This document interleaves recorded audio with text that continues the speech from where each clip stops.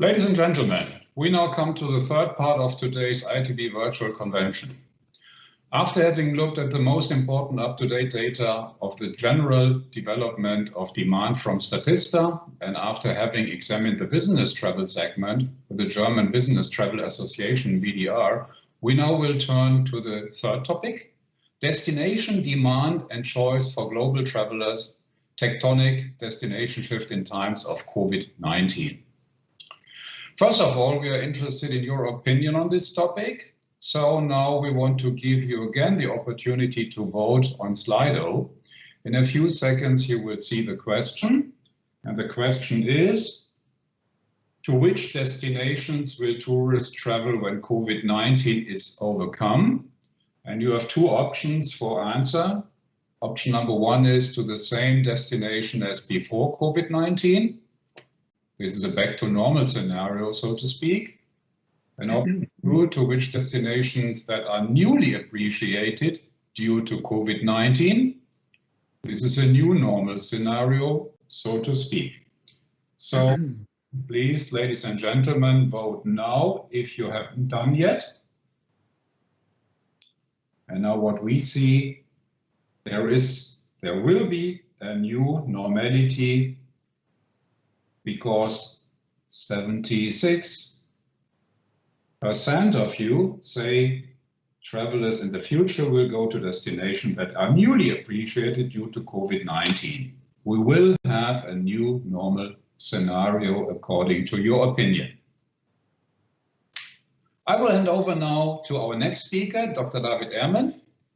David is Managing Director of Destination Capacity. He is consultant and speaker with a focus on destination management, service quality improvement, and sustainability. His experience in consulting in tourism development and training spans Europe, the Middle East, Asia, and Oceania. And by the way, he's at the moment located in New Zealand from the other part of our Earth. David, please, the screen is yours. Perfect. Thank you so much for that welcome, and thank you to all the previous speakers also for outlining the data side of the current situation. So I'm going to have a look at the destination demand and choice now. So taking a little bit of a consumer view, and yes. That's, as the previous speaker, Mr. Kanya mentioned, it's possible to do these things via online conferencing now. So even though it's 1:30 in the morning here, we can have this conversation. So first of all, I think we all remember back to January 2020 when things were normal. It was easy to fly from one place to the other, to go for weekend trips in other cities. I was based in Indonesia at the time, and we could fly to Singapore for business meetings, and we did. It was the normal way we did business, and that changed very, very rapidly. And I think just like other earth-changing events like September 11th and others, we all remember where we were when this first became real. And for me, it was when a trip to the ITB in Berlin got called off, actually. So it's uncanny to be talking about that now. And quite frankly, travel stopped so suddenly. I was at the time planning to come home to New Zealand for a holiday, and luckily had brought flights forward by several weeks for non-planned reasons, and ended up coming home on the very last flight before the borders closed.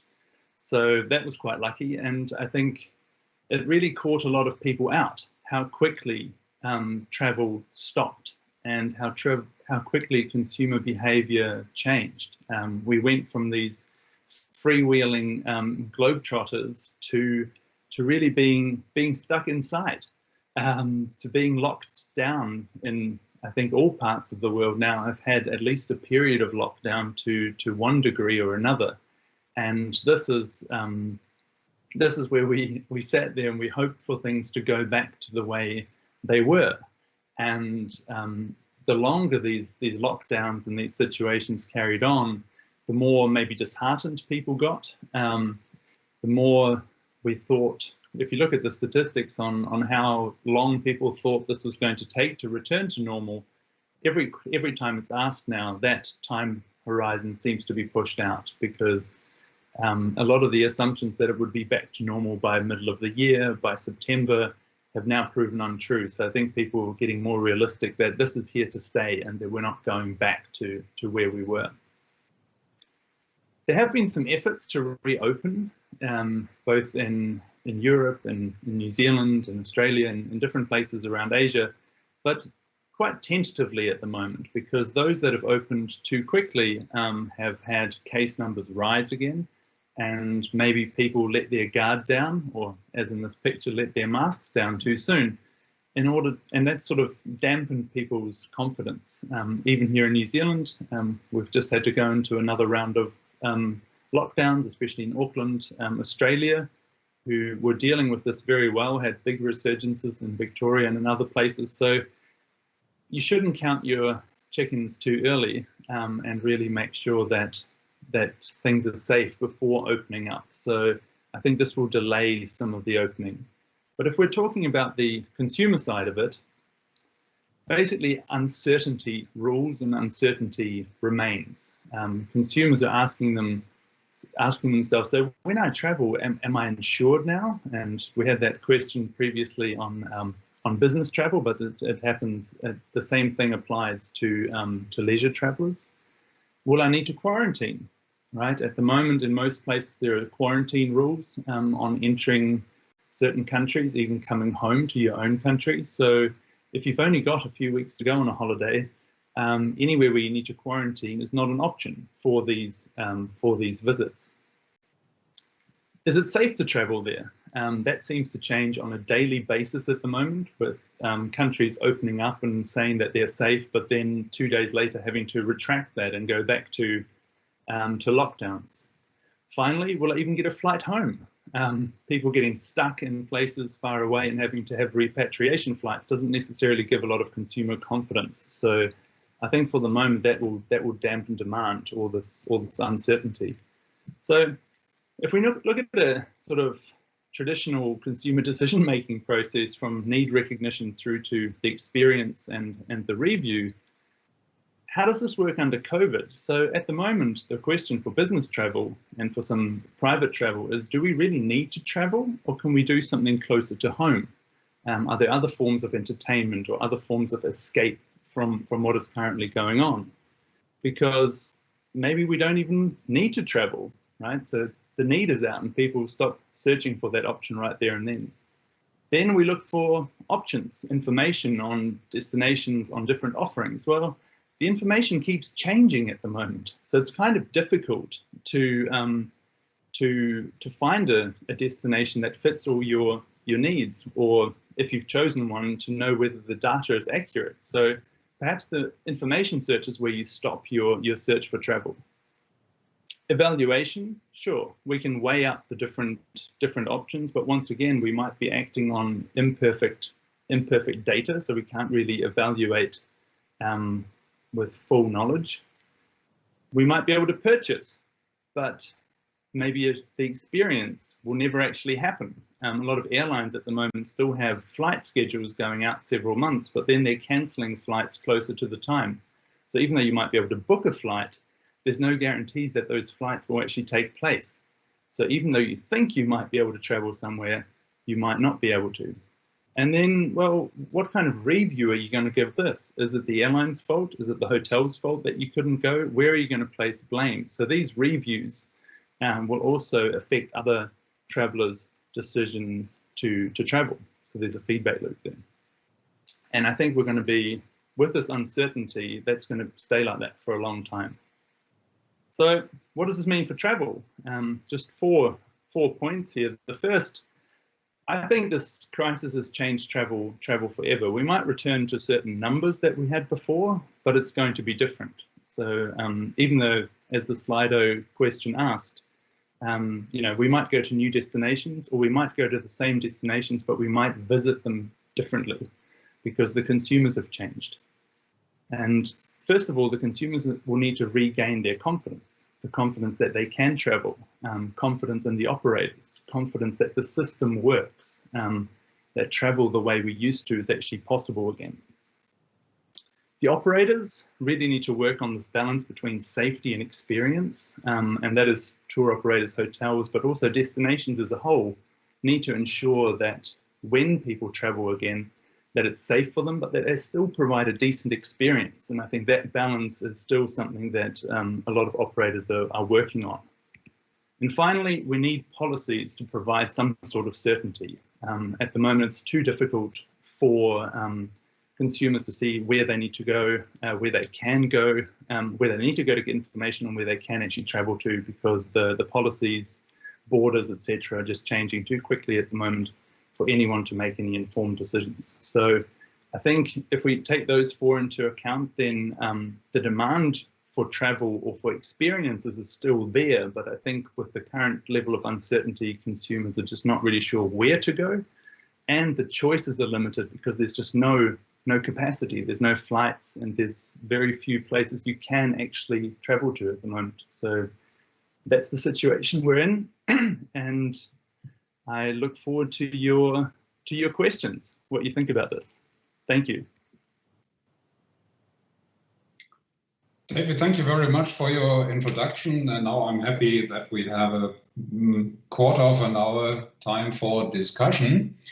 And I'm happy to receive some more information, also some more questions also from the audience. We have two. But before we have a look at these, I have one question, which refers to the status quo. Can we just have a quick look at the status quo? How has COVID-19 changed the travel flow so far? There are some keywords like closer, more domestic, more car as transportation means, more into rural areas, less city trips, and so on. Can you just give us a short description what happened so far until now, and what will be the same also for the future? Absolutely, it's a good question.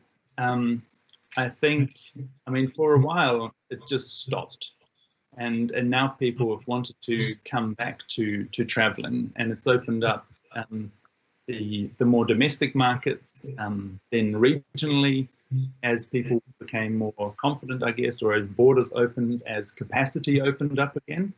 I think that's the big thing, that people couldn't actually get to any of the other destinations, so they were forced to travel locally by private car or by other means of transport. And I think that will continue for a while. Okay, New Zealand maybe is an extreme case. We can't go anywhere at the moment. And the domestic market is sort of all that's available. And I think that's the same for other countries as well. It's time to, as we say here, explore your own backyard and get to know your own country better. Okay. David, what do you think? Which destinations are predestined for safe travel? Is it islands? Is it destinations with very close tourist resorts? And are there already some best practice examples in this regard? So which destinations are in a very good position for the new normality that we have just heard? I think that's once again a very good question, and I think it comes back to those destinations that are deemed safe. So if a destination has managed to either completely eradicate COVID, or at least has systems in place where they can contact trace, where they can keep people safe while they're in the destination through proper distancing, but still provide a decent experience, I think those are the destinations that will come out on top in the short term. I know that some destinations have sort of started marketing themselves as safe destinations. I think Cyprus attempted this, and also Jordan and a few others are working on a strategy to become safe places to visit. And I think that's a big draw card at the moment, especially for some of the market segments that might be in a risk group, that might be more susceptible to COVID or the effects of COVID. So I think there'll be a positioning around safety, but with a combination of experience, because we still need to make it fun. Okay, thank you. Now let's have a look at the questions coming from the audience. There is one question which is very popular. Will over-tourism still be a problem in the foreseeable future, David? Over-tourism is really a buzzword. We had a big discussion about that. This was one of the major problems we had as a tourism industry for a long time. And now this seems to be coming from a totally different area. So is over-tourism dead forever? It's a good one. I guess we went from over-tourism to under-tourism, and we realized that too much tourism is not too good, and too little tourism also causes problems. So I guess most destinations are now striving for that happy balance. I don't think over-tourism is dead. I think even at the moment, some destinations are experiencing over-tourism, maybe because the visitor flows have shifted. People couldn't travel outside of the country, so they're having more holidays at home. Or in some cases, the capacity of destinations has decreased through the social distancing measures on transport, on museums or at attractions. So they can't actually fit as many people in as before. So it reaches capacity more quickly. This is a good information, important information. Capacity is reduced. This brings me to the next question, with a focus on cost increases and price increases. My question is here, do the intensified health and hygiene measures lead to cost increases and thus price increases? Is travel becoming a luxury good in the future again? Well, yeah, I mean, I would think that operators need to pass these costs on in one way or another, and if you can't do it through the volume, you will need to do it through the price. And I guess those people that do want to travel, or a lot of people that will want to travel, will be looking for a safe experience. So maybe something slightly more exclusive, slightly less crowded. And in that regard, that is more of a premium product that needs to be provided. And perhaps, I mean, some of the trends to the super low prices that we had over the last years led to some of the issues of over-tourism in the first place. So perhaps this is not a bad adjustment. Okay, now let's once again pick a question from the audience. One person asked, you say this crisis has changed travel forever. What are the top three, what are the top three key changes in your opinion, David? Okay, yeah, absolutely. Well, I think for one, I think the health and safety aspect is here to stay. I think we will be, even though we all don't want to wear masks, and we probably won't be wearing them forever, but some social distancing and mask wearing will be with us for some time.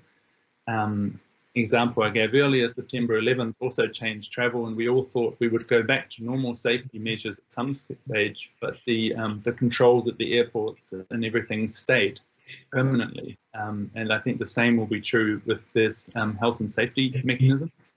The second is, I think the more local travel will stay, which is a good thing.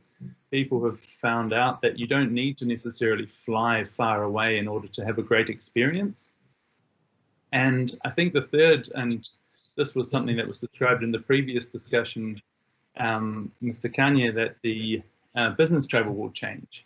I think there's more opportunities now to work remotely because companies have gotten more used to it. So there's less need to fly around the country or between countries for business. And I think that will change the industry in some ways as well. Because hotels will have to fill those beds in different ways, airlines will have to work differently, and yeah, so the corporate purchasing will change. Okay, David, thanks very much for the brief answers. Let's pick another question, which is quite popular here, which refers to sustainability.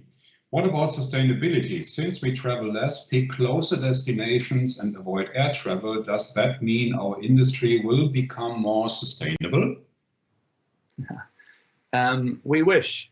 I think there are some very good effects to be had from this. I think the CO2 emissions this year are down 8% on previous years, which is great. If we were to keep this up 10 years, this would actually bring us down to the level of CO2 emissions that we would need to keep climate change in check for now. However, one of the unfortunate side effects of the whole COVID situation is all the use of plastic and packaging material for hygiene reasons. So the throwaway masks, the plastic gloves, the plastic wrapping on everything. So there's been a resurgence in the use of single-use plastics, which is something that a lot of countries are still struggling with, and we'll need to find ways of dealing with. So we've won in some areas like CO2 for now. We've made some gains, not necessarily sustainable gains because people want to travel again. But at the same time, we need to deal with the plastics. Okay, when we have a closer look, once again, inside the destinations, do we act differently in the destinations? Do we ride more by bike or by car? Do we hike more? What about the behavior in the destinations? I think so. I mean, I know from personal experience and from talking to friends in Europe and in Asia that people tend to favor outdoor activities outside of the own home. So I guess your bubble or your space at home, there you're comfortable being indoors. But other than that, outdoor spaces are much safer if the weather allows, of course. So in that regard, I think people have been more active. It's actually had a positive effect on people's fitness. I saw a couple of studies on that.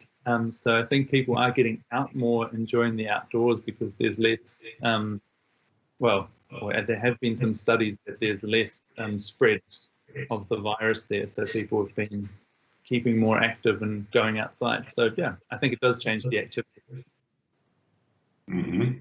Let's once again pick another question from the audience. Charlotte asked, will there be demand for vital tours? Which travelers will opt for this?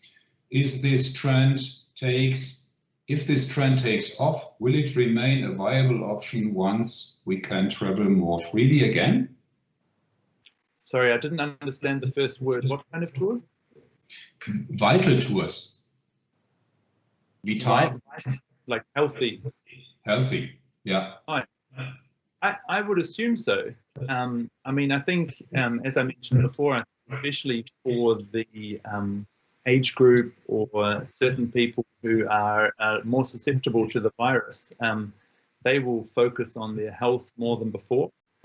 Preventative measures or going to places with clean air that will help them to stay healthy and to stay safe. So I would assume that there will be an uptick in that offering, sort of health related travel. Yeah, even clean air travel, going to places where you can breathe properly, because I guess there are studies that show that smog or bad air quality can affect your lungs and cause additional issues. So yes, I think and I hope it's a sustainable trend, because I think it would be a good thing for the industry. Okay, let's pick the last question from our audience. David Hillary asks, thoughts on encouraging a lottery system for commonly over-touristed areas? Who we advocate to for this type of action? Yeah, I mean, I think ballots or lotteries have been used in the past to dish out tickets to popular destinations. St Andrew's Golf Course, for example, in Scotland, you can either pay a huge fee and book 1 year in advance, or you can go to the lottery 2 days out and you can win a tee time. So I think other destinations may go the same way. The problem is when do you run the lotteries, and how do you give people enough planning certainty so that if they're allowed to go in the destination, that they're actually still able to arrange their travel. But I think if numbers are limited in destinations or attractions, it shouldn't just be given out based on price, because that would make it less accessible to to lower income groups, and so a lottery system or something like that would be quite a fair way of distributing some of the entrance figures.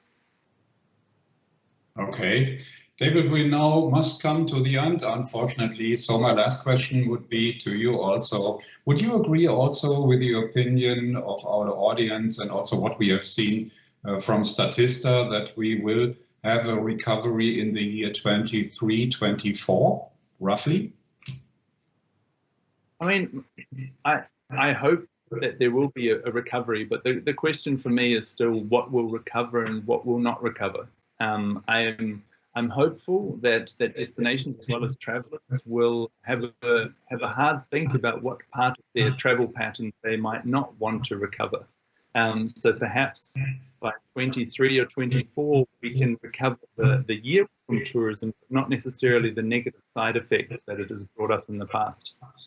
So that would be my hope, that we can recover the good things and perhaps leave some of the negative effects, like over-tourism, in the old normal. Yeah. So old normal figures and new normal structures. Okay, thank you very much, David Ermen, for this very insightful presentation and interesting Q&A session. We have reached the end of our today's ITB virtual convention. We are very glad that you were able to join us today. Although if you are in New Zealand at the moment, we hope to have you back very soon. The audience, as in previous sessions, we would like to hear from you again how satisfied you were with the session. Please vote again on the screen that you see.